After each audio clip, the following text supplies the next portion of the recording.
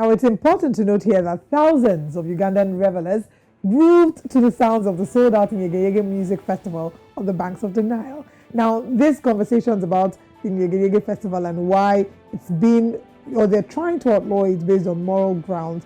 It makes me ask me questions of, why is this not a conversation when it comes to concerts or festivals like Coachella?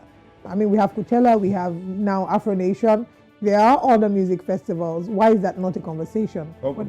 So I think in response to that, I think it's mostly because of, once again, the value that African leadership places on things like this. You know, a lot of times, unfortunately, we mix morality and, you know, infuse more of that into our decision making. You know, and it has also been one of the arguments, you know, with something we're going to talk about later, which is the Anambra State story. But if something like this now is stuff that the government should instead be funding and be investing heavily into, to make it a worldwide festival. This should attract people from across the whole world, you know, to be a part of this. But we have Leilah Bbaale joining us this morning from Uganda. Good morning, Leilah. Good morning. Good morning. Good to see you. And of course, it seems that you have the Nyege Nyege spirit with that smile you have on this morning. Yes, it was a fun-filled 4-day event back here in Uganda amid tight regulations from the government and the Uganda Police Force. The Uganda Police Force was backed by other sister security agencies, including the UPDF, the Marine Force, and other private companies that were hired by to back up security during the festival. At first, people thought the festival wouldn't be held after the Speaker of Parliament, Right Honorable Anita Among, on September 7th, was in Parliament and issued a ban on the festival, saying it was going to promote sexual immorality, and most legislators looked at it as a ground for immorality. But a hot debate had to ensue, and there was a public outcry. The next day, on September 8th, the Prime Minister of the country, Right Honorable Robin Nabanja, issued a press statement confirming that the Nyege Nyege festival that was held on the banks of River Nile was to be held, bringing joy to thousands and thousands of revelers that had booked tickets. Over 12,000 revelers, including over 5,000 tourists from different countries, including the USA, Kenya, Rwanda, Sudan, UK, among other countries, were here in the country to have fun during the 4-day festival. There has been some clashes between officials in the executive arm of the government, as well as even the followers, the public, on whether Nyege Nyege can be held or not.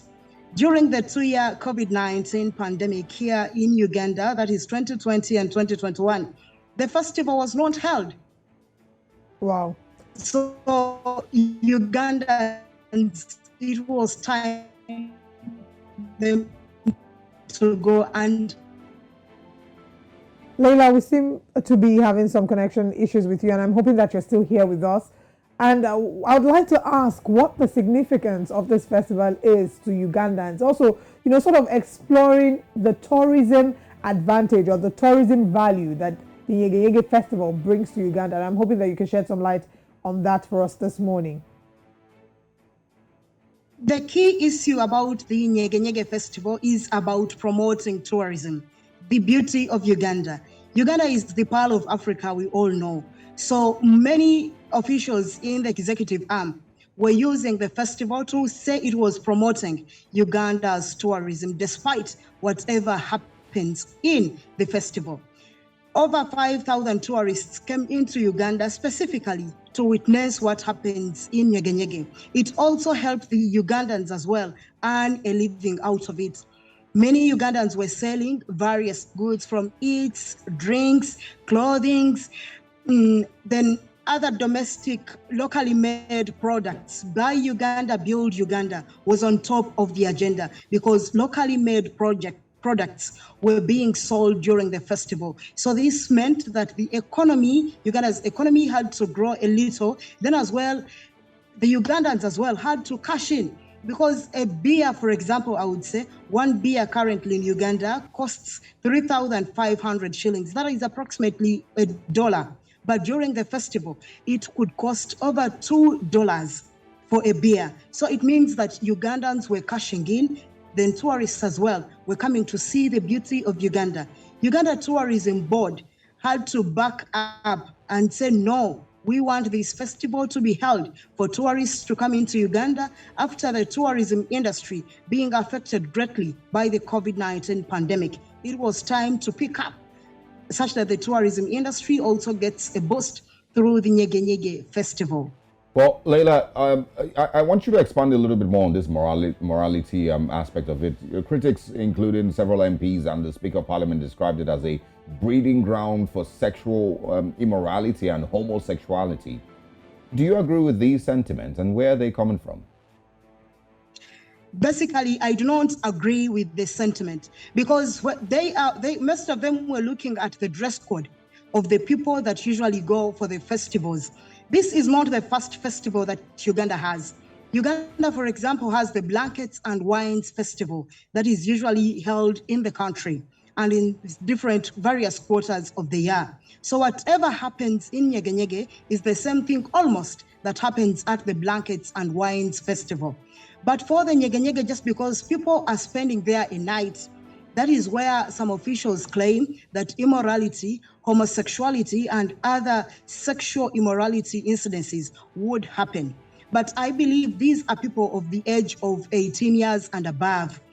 Right now, police is here. Today, we expect the Ugandan police to issue an entire statement regarding how they assessed the Nyege Nyege festival. And we are waiting to see how many cases of sexual immorality did they record during the festival. Unsurprisingly, you might find there wasn't any case that was registered during the entire 4 days event.